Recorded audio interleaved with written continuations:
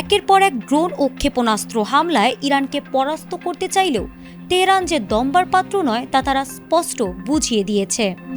মার্কিন আধিপত্যের বুকে কাঁপন ধরিয়ে ইরান এরই মধ্যে ওয়াশিংটনকে কঠোর বার্তা দিয়েছে। পেন্টাগনের চোখ রাঙানিকে বুড়ো আঙুল দেখিয়ে পারমাণবিক সক্ষমতার হুমকিও সামনে এনেছে তারা।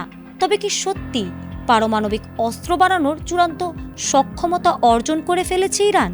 এই প্রশ্ন এখন বিশ্ব রাজনীতিতে তুঙ্গে।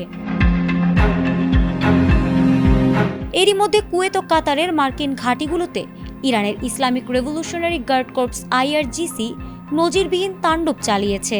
গত জুনে পাকিস্তানের মধ্যস্থতায় হওয়া শান্তি চুক্তি ভেঙে হরমুজ প্রণালী নিয়ে সংঘাত শুরু হতেই এই সর্বাত্মক রূপ নেয়।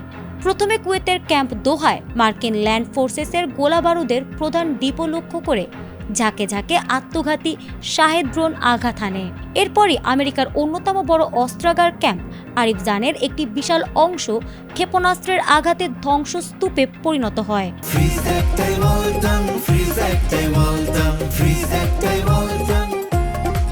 ইরানের সেনাবাহিনী নিশ্চিত করেছে কুয়েতের আলী আল সালেম ও ক্যাম্প উদাইরি ঘাটির সেনা অবস্থান এবং জ্বালানি লজিস্টিক্স তারা পুরোপুরি গুঁড়িয়ে দিয়েছে।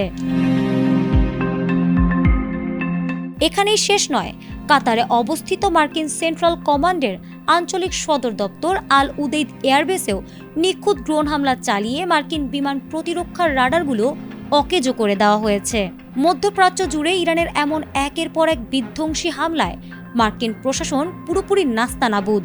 ওয়াশিংটন আকাশ প্রতিরক্ষা দিয়ে ড্রোন ঠেকানোর দাবি করলেও পেন্টাগন এখন চরম কোণঠাসা, আর মার্কিন নীতি নির্ধারকদের ঘুম এখন পুরোপুরি হারাম।